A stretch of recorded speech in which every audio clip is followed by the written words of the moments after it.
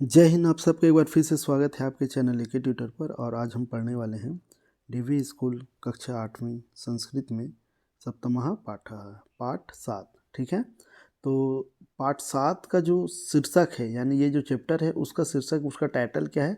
Subphylum तस्य जीवितम। ठीक है, सफलम यानी सफल है, तस्य यानी उसका या उसकी, ठीक है, और जीवितम यानी जीवन। ठीक है, तो यहाँ पे कहता है उसका जीवन सफल है।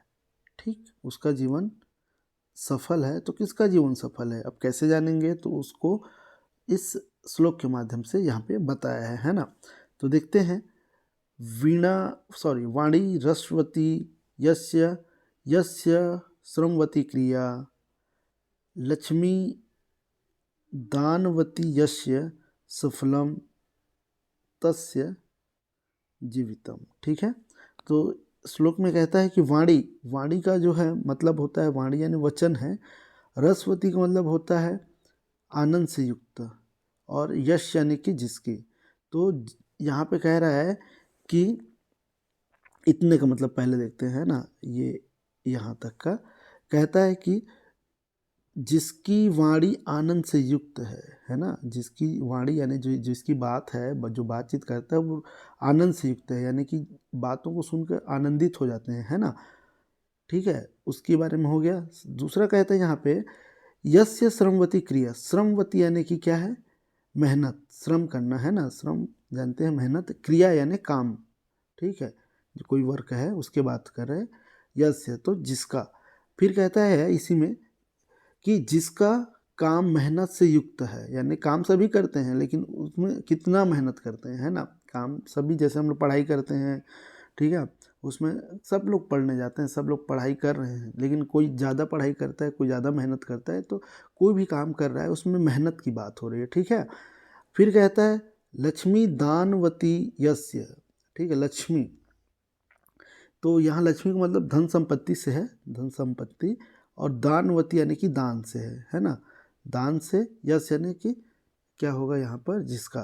तो कहता है कि जिसका धन दान से युक्त है, यानी कि धन सभी के पास, लेकिन जो दान करता है उसकी बात हो रही है ना।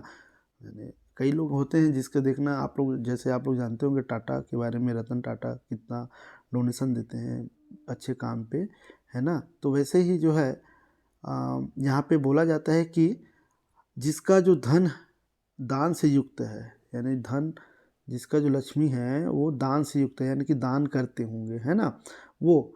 फिर कहता है सफल तस्य जीवितम, यानी कि उसका जीवन सफल है, उसका जीवन सफल है। बात समझ गए होंगे। तो किसका जीवन सफल है? तो जो बात करता है तो लोग आनंदित हो जाते हैं।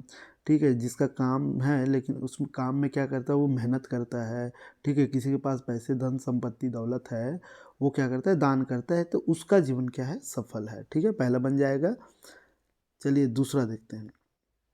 ठीक, दूसरा कहता है क्षुधा समम नास्ति, है ना। क्षुधा समम नास्ति शरीर पीडनम। ठीक है, ये हो गया इतना। फिर कहता है चिंता समम नास्ति शरीर शोषणम। ठीक है, चिंता समम नास्ति शरीर शोषणम। फिर कहते हैं विद्या समम नास्ति शरीर भूषणम। और फिर कहता है क्षमा समम समम नास्ति शरीर क्षणम। ठीक है, तो ये हो गया दूसरा श्लोक। तो इसमें क्या कहता है?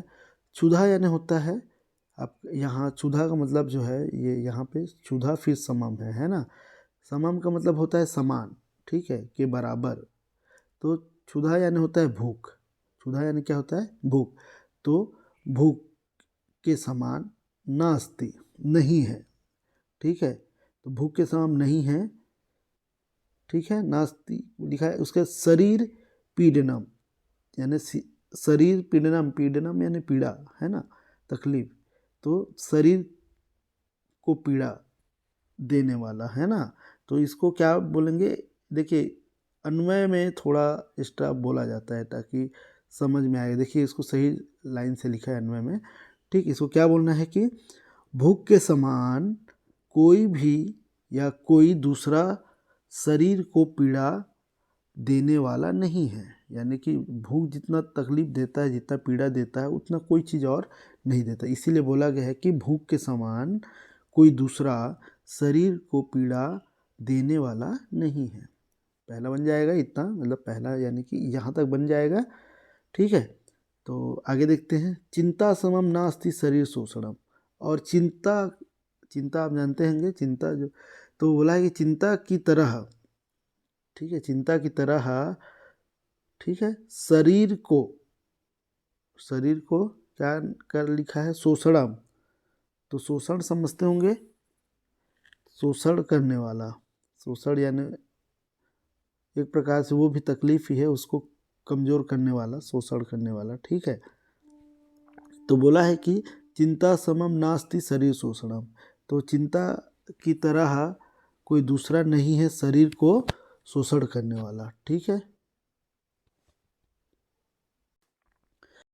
तो ये बन जाएगा। आप शोषण यानी कि आप इसको, शोषण का मतलब सुखाने वाले भी बोल सकते हैं ना, तो दोनों बन जाना चाहिए। कि देखिए पहला लाइन क्या बोल रहा है कि भूख के समान कोई दूसरा शरीर को पीड़ा देने वाला नहीं है, और फिर कहता है चिंता के समान कोई दूसरा जो है शरीर को सुखाने वाला नहीं है, यानी शरीर को सुखा देता है, शोषण कर देता है ना। ठीक है, तो चिंता करते हैं तो देखिएगा कई लोग जो है सूख जाते हैं, है ना। इसीलिए कई बार हम मिलते हैं तो बोलते हैं कि चिंता है क्या, सूखते जा रहा है, इस टाइप से। ठीक है, तो ये हो गया। अब है विद्या समम ना अस्ति, विद्या समम ना अस्ति शरीर भूषणम। ठीक है, भूषणम क्या यानी होता है अलंकार या जेवर या फिर आभूषण बोल सकते हैं। ठीक है, और विद्या समम यानी विद्या के समान। ठीक है, विद्या के समान क्या बोला है यहाँ पर, कोई दूसरा या कोई और नहीं है शरीर आभूषण, शरीर का आभूषण, है ना।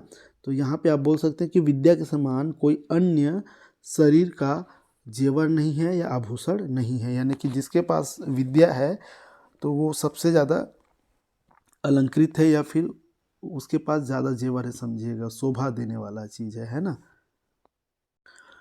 तो ये भी बन जाएगा। तो एक बार और इसको देख लीजिए, विद्या सम नास्ति शरीर भूषणम का क्या बोलता है कि विद्या के समान कोई अन्य शरीर का आभूषण नहीं है। फिर कहता है क्षमा समम नास्ति शरीर क्षणम। ठीक है, तो देखिए क्या कहता है कि क्षमा, माफ़ करना, है ना। तो माफ़ी के समान या क्षमा के समान नास्ति नहीं है। ठीक है, शरीर क्षणम। ठीक है, तो शरीर रक्षणम है ना, शरीर क्षणम लिखा है ना। तो यहाँ पे है, होगा आपका, यहाँ क्या बोलेंगे, शरीर की रक्षा करने वाला। ठीक है, शरीर की रक्षा करने वाला। तो क्षमा के समान कोई, ठीक है, दूसरा नहीं है या अन्य नहीं है शरीर की रक्षक या रक्षा करने वाला। ठीक है, तो आप इसको ऐसे बोल सकते हैं। देखिए आपको मीनिंग पता रहेगा तो आप आगे पीछे कैसे भी करके वो मतलब समझा सकते हैं। ठीक है, इसीलिए पहले मीनिंग पे ध्यान देंगे। ठीक, तो इसको सही ढंग से बोलना चाहेंगे तो क्षमा के समान कोई अन्य शरीर का रक्षक नहीं है, यानी बन जाएगा ये माफ़ करना ही क्या है, एक प्रकार से शरीर को रक्षा प्रदान करता है। तो ये देख लेंगे, सेकेंड भी बन जाएगा। अगला जो है तीसरा देखते हैं क्या लिखा है। पिबन्ति नद्यः स्वयं एव हो जाएगा। ठीक है, तो यहाँ देख लेंगे, यहाँ लिखा हुआ है पिबन्ति न स्वयमेव न अव्यय। देखिए यहाँ अन्वय दिया है ना। ठीक है, तो बोला है कि पिबन्ति तो नहीं पीती है। देखिए इस लाइन से हमको पढ़ना है। यहाँ अन्वय देखिए, अन्वय क्यों दिया हुआ है इसको देखिए, है ना। तो नद्या लिखा है ना, तो नदी, यहाँ पे देखेंगे क्या लिखा है, यहाँ पे नदी। अन्वय को देखेंगे तो ज़्यादा सरल लगे, है ना।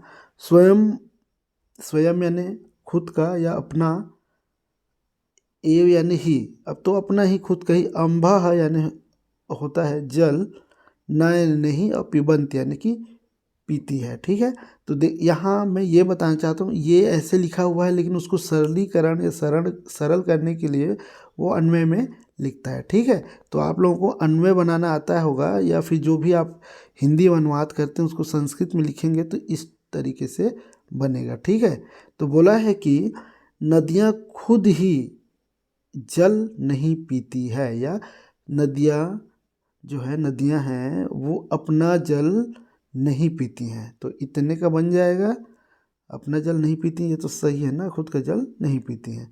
आगे, स्वयं न खादन्ति फलानि वृक्षाः।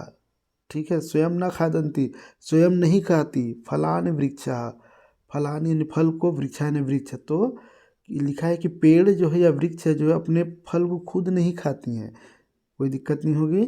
अगला कहता है, यहाँ पे देखेंगे यहाँ क्या लिखा हुआ है। आगे लिखा है कि न अदंती, ठीक है, न अदंती। आगे क्या है देखेंगे, सस्यम खलु वारी वाहः। ठीक है, वारी वाहः। ठीक, तो इसको देखेंगे यहाँ पर, तो फिर से अन्वय देखेंगे तो ज़्यादा सरल लगेगा। इससे भी आप देख सकते हैं, देखिए, ना अदंती, ना यानी नहीं, अदंत यानी कि खाते हैं, सस्यम यानी कि फसल को, खलु यानी निश्चित ही या निश्चय ही, और वारिवाह यानी होता है आपका बादल। ठीक है, या मेघ बोल सकते हैं। तो बोल रहा है कि इसको सीधे लाइन से बोलेंगे तो इस उल्टा जाएगा यहाँ से, है ना, देखिए ऐसे जाएगा। तो बादल जो है निश्चित ही या निश्चित ही बादल, ठीक है, फसल को नहीं खाते हैं। यानी जो क्या करता है, पानी बरसाता है बादल, लेकिन फसल को खाता है क्या, नहीं खाता है ना। जैसे कि यहाँ पे कई चीज़ों के बारे में बताया है कि जैसे यहाँ देखिए कि यहाँ नदी जो है बहती है दूसरों के लिए, नदी जो बहती है दूसरों के लिए, लेकिन वो स्वयं पानी को नहीं पीती है। वैसे ही फल जो है दूसरों के लिए होता है, तो वृक्ष भी उसको नहीं खाता है। ठीक है, उसी प्रकार से बारिश कराती है बादल, लेकिन वो कभी भी फसल को खाती नहीं है ना, बल्कि वो क्या करती है, एक प्रकार से परोपकार के लिए होता है। तो देखते हैं आगे, परोपकाराय संताम विभूतयः। ठीक है, विभूतयः यानी कि वस्तुएं, या क्या बोल सकते हैं, चीज़ें भी बोल सकते हैं। संताम यानी कि सज्जनों का या सज्जन लोगों की, और परोपकाराय यानी कि परोपकार के लिए। ठीक है, तो यहाँ पे लिखा है कि सज्जन लोगों की वस्तुएं, है ना, सज्जन लोगों की वस्तुएं किसके लिए होती है, परोपकार के लिए होती है ना। जिस प्रकार से मतलब सज्जन के पास कुछ भी होता है ना, वो क्या करता है, परोपकार या दूसरों को दे देता है, दूसरों को उपकार कर देता है। जैसे कि यहाँ पे नदी क्या करता है, दूसरे के लिए बहती है, फल वृक्ष फलता है दूसरों के लिए। ठीक है, और बारिश होती है दूसरों के लिए। उसी प्रकार से जो सज्जन होते हैं वो अपने वस्तुओं को, अपने अच्छे गुणों को, सबको क्या करता है, वह दूसरों को दे देता है। ठीक है, ये हो जाएगा 3rd नंबर, यहाँ तक बन जाएगा। आगे देखेंगे तीसरा को, फिर 4था नंबर देखते हैं क्या कहता है। त्रिविधम नरकस्येदम द्वारम, ठीक है, नाशनम आत्मनः। ठीक है, इसको नाशनम आत्मनः पढ़ेंगे। ठीक है, आगे देखते हैं, कहता है कि कामः क्रोधस्तथा। ठीक है, यहाँ लिखा है, ये हो जाएगा लोभास तस्माद एतद त्रयम त्यजेत। ठीक, तो इसको अगर आपको पढ़ना रहेगा तो अन्वय को देख लेंगे सरलता से क्या होगा। यहाँ पे देख लीजिए क्या होता है, ये पढ़ने में थोड़ा कठिनाई आएगी आपको, तो देख लेंगे। यहाँ पे लोभ है, लोभ के बाद त दिख रहा है ना, त से, तो लोभा के बाद ये यहाँ पे लोभा हो जाएगा, उसके बाद त दिख रहा है, वहाँ से देखेंगे तस्माद, द तक, फिर एक ही मात्रा है, फिर उसके बाद त है, फिर आधा जो त है ना, तो एतत हो जाएगा। यहाँ पे उसी को लिख दिया है, देख लेंगे। ठीक है, फिर है त्रयम, तो यहाँ पे देखेंगे हर एक चीज़ का। त्रिविधम, त्रिविधम यानी कि 3 प्रकार के। ठीक है, 3 प्रकार के होंगे।